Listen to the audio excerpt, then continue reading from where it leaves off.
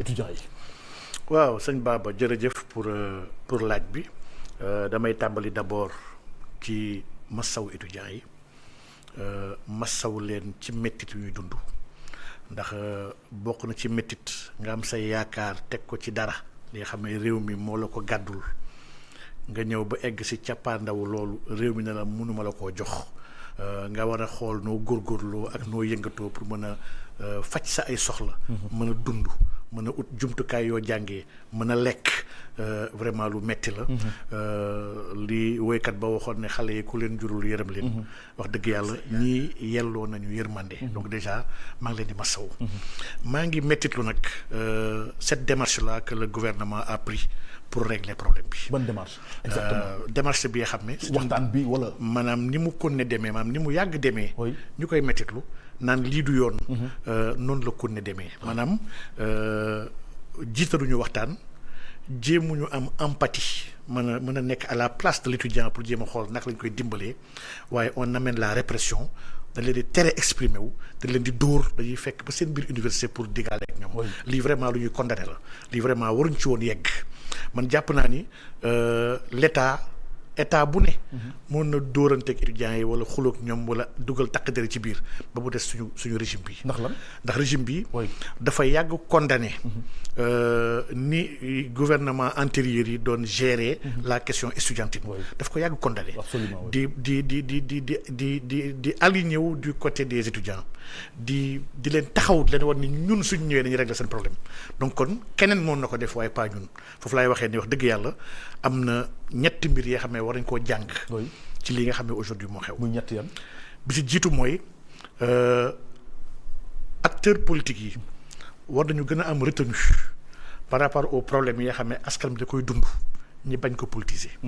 ndax léeg-léeg di nga xool dara di ko politiser pour xeexee ko sa benn adversaire ëllëg yàlla mën na la nattu nga ñëw nekk ci position wu kooku di dund même situation moo tax vraiment jàpp naa war nañ ci am retenue ak responsabilité ci naka la ñuy aborder les problématiques yi nga xam ne qui touchent notre société muy benn ñaar lii day wane rek ni y a pas lii c'est une crise de l'école en fait de l'université en tant que telle université alaaj Baba dafa am problème université dañ ko war a faj lii am yëpp ça découle d'une mauvaise organisation et d'une mauvaise gestion de l'université avec des années qui chevauchent yëpp LMD moo ñu ko andil avec des profs yoo xam ne doyuñu ak des profs yoo xam ne ñuy bàyyi étudiants yi dem di xari mat à l'étranger li waroon def 2 ans de formation wala 3 ans mujj nekk en 4 ans wala 5 ans donc lii yëpp wax dëgg yàlla ce sont des fautes et des failles yi nga xam ne dañ ko war a gëstu de part et d'autre. ak nombre d'étudiants élevé.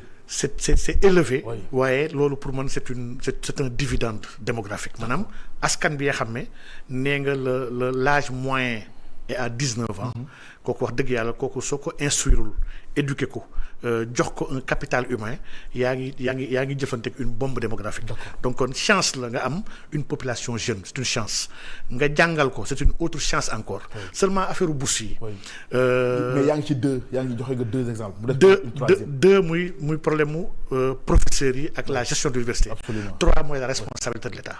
La responsabilité de l'État. Mais en quoi l'État est responsable ci situation bi parce que ministre bi c'est vrai yéex na noo fay door nañu fay bi mais problème bi ngi trouvé ci ñi nekk en master mais également waxtaan bi nga xam ne peut-être door nañ ko même bu dee sax yéex na.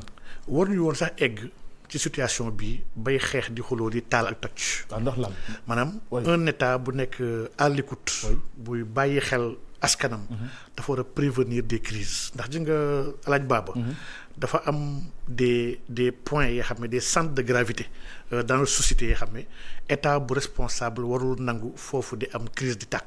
da nga bëggoon kon amuñu état bu responsable fii Sénégal. non lii moom ils n'ont pas fait preuve de responsabilité. maanaam en laissant cette situation dégénérer ba ñu egg ci ay kas ak ay toj ak y a des blessés. de part et d'autre mais docteur Abdourahmane Diouf waxoon na ko. il y a beaucoup de blessés mais boo nee tey dañoo nekk. dina jaaxal Sénégalais professeur. non c'est que y a des blessés du côté étudiant. du côté force de l'ordre.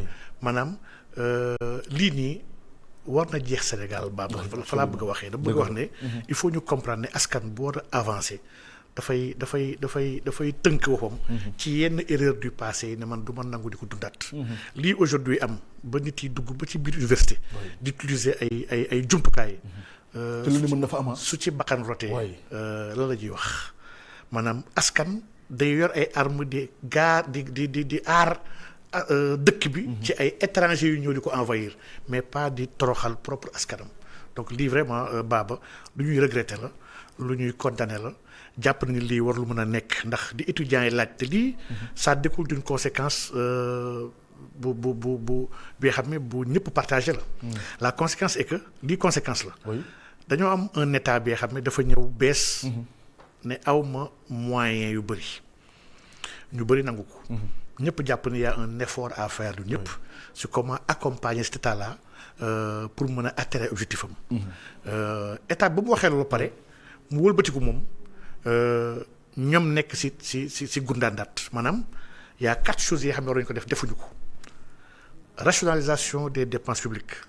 Le gouvernement actuel n'a pas rationalisé. lu ñu waxoon la. te lu ñu diggaale woon ak askan bi la ba ci ay agence ay direction y a beaucoup de choses yoo xam ne dañoo waxoon dañ koy fusionner pour moytu la lourde charge. Ils l'ont pas fait. ñaar ñu commencé noos maanaam ay député toog. dañoo war a am oto te ñoo tey dañuy jënd oto yu bees dañoo war a nekk dans de bonnes conditions pendant que ñuy wax askan bi ne toog leen ngeen muñ takk seen biir di nga loolu c'est un fait bi xam ne moo ñuy topp ba tey y a beaucoup de gens yoo xam ne toogoon nañu fas yéene participer ci effort national bi. ba ñu gisee ni ñii kat seen salaire wàññiwuñu ko ñu ngi jënd ay oto. ñu ngi tukki. seen privilège yëpp bàyyiwuñu ci dara. ci la gars yi commencé nag xeex. ci la greffier yi jukk enseignants yi jukk étudiants yi jukk ñëpp jukk ku nekk jàpp ne kon nag je ne serai pas le dindon de la farce. Donc lii yëpp ce sont des conséquences d'une parole donnée qui n'a pas été respectée en réalité. mooy que l'État va être dans la rationalisation du ñu yàq et nañu fexe góorgóorlu ba kenn ku nekk li nga moom nga jot ko donc vraiment mbiru étudiants yi lii problème la si deuxième bi te mu nekk lu am solo. sëñ Baba man mbiru système boursier sénégalais bi. système bi on doit l'auditer. Je ne m'inscris pas du tout nag avec ces dames là yoo xam ne. ñu nekk assemblée. yi taxaw di député de Pastef là. li député Pastef yi. lii day wane ni Pastef kon amul idéologie. déet waay yow tamit. non amul idéologie parce que idéologie leen gars yi toppee tamit. Pastef du idéologie. don de soi parce que une idéologie. un parti bu ko amee. le projet. les membres ont un même langage devant une question. Aujourd'hui dans tous les sens kenn ku nekk dafa am sa position idéologiquement kon ils n'étaient pas préparés sur ces questions-là donc lii député Pastef yi wax erreur la sax ci jamono bii ñu koy wax. même ku ko xalaatoon sax war na am kersa taxaw assemblée di ko fa waxtaanee naan dañoo war a dagg lii dañoo war a dindi lii donte nag. toute chose est améliorable. maanaam système bu ne système boursier bi système rémunération fonction publique système enseignement bi mais lépp dañu ko war a gëstu. xool ñu ko gën a ñoŋalee. pour muy gën a jëm kanam par exemple il y a aujourd'hui beaucoup de boursiers xam ne qui sont payés à l'étranger. ñi nga xam ne doomu borom barke yi kese koy am. ñi nga xam ne gis naa man ñu réussir bac jàll deuxième tour. ba pare ñu jox leen bourse entière ñu dem jàngi ji. à l'étranger Amérique. donc pour dire que bourse yooyu lu ñu war a xool la man gëm naa ni on a besoin de l'excellence on a besoin de filières yi xam ne Sénégal amu ko mais le mérite saa yu mérite taxawee rek coow du am mais au niveau national très sincèrement réfléchir ci ay bourse wala di méngale Sénégal ak ay Canada ak États-Unis pour man c'est une erreur waaw ko daanu sa dëgg la mais aujourd'hui président tey li nga xam ne moo am ci université bi est-ce que du woon jaadu tey situation fi mu yegg di ñu dégg le ministre de l'enseignement supérieur dégguñu ko ñu dégg le premier ministre dégguñu ko wala ñu dégg le président dégguñu ko et aujourd'hui tey même en conseil des ministres kenn waxu ci mu nekk loo xam ne tey jëpp jàppoon nañu tey situation bi ku dul kilifa yooyu noonu amaana mënuñu ko régler au-delà sax peut-être ñi nga xam ne ñu ngi dox tànk jàmm mais mooy les médiateurs pour que solution am très rapidement ci crise bi am aux universités. waaw man dama gëm ni lii du mbiru sax xaar président pour président régler ko. gis nga Baba. mais amu ci responsabilité. man dama jàpp ni si. tout le président mooy l'unique responsable de tout ce qui va se passer dans ce pays moom kese moo waat ci responsabilité am. ci la ñeen ñëpp amaale de la responsabilité. donc l'unique responsable devant toutes les situations. c'est le président de la République moom moo lii mandat bi mandat am la moom. moom moo jël ay nit yu koy dimbali ci mandat am. mu nommé leen par ay décret donc vraiment en dernier chef il est responsable. waaye bu président tànnee ay nit si base u seen engagement. seen compétence seen xarañ. confiance mu teg leen. ci ay postes yoo xam ne c'est des postes de décision. c'est parce que ñooñu dañoo war a liggéey en droite ligne avec volonté am ak ay orientation pour mën a régler problème yi sans xaar ko. bu fekkee lépp lu xew li naan dañuy xaar président mais kon dëkk bi kon ça ne va pas. mais bu dee président mun tey génn ko war a génn. donc man dama gëm ni. lii am aujourd'hui c'est un problème d'ordre financier. les problèmes xaalis la. qui touche benn secteur de la vie bi muy l'enseignement supérieur. li jàpp naan le premier ministre moo ko doon réglé. moo doon woo le ministre de l'enseignement supérieur woo le ministre des finances xool qu'est-ce qui se passe qu'est-ce qu'on peut faire qu'est-ce qu'il faut faire urgemment quelle solution proposer et puis ministre de tutelle bi mooy ministre de l'éducation de l'enseignement supérieur gisanteeg les amicales ak les syndicats waxtaan ak ñoom pour régler problème bi. donc kon moom la seule personne habilitée à régler ce problème-là c'est le premier ministre. non mais gouvernement bi. parce que le ministre de l'enseignement supérieur mënul régler seul le problème. Quand un problème touche son ministère et que seul il peut régler, il n'a pas besoin de quelqu'un d'autre moom moo ko régler. Donc on peut tamit appeler le premier ministre tamit di kaan demal nga régler ji tel problème. Donc il y a un ministre de l'enseignement supérieur lii département la il doit régler. léegi nag s'il y a une incidence financière c'est vrai que dépassé na compétence am. loolu y a la coopération du ministre des finances qui est souhaitable.